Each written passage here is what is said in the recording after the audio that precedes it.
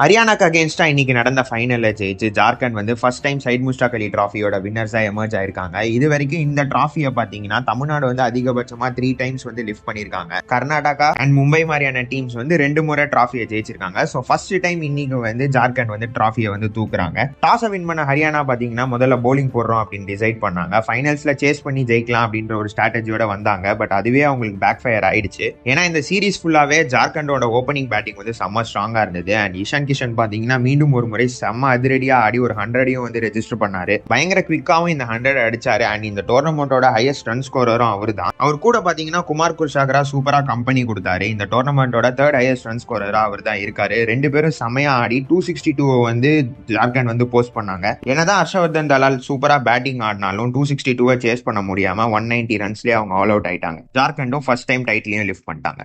Next வீக்ல இருந்து Vijay Hazare start ஆகுது. அந்த டோர்னமெண்ட் எப்படி போகுதுன்றத பார்ப்போம்.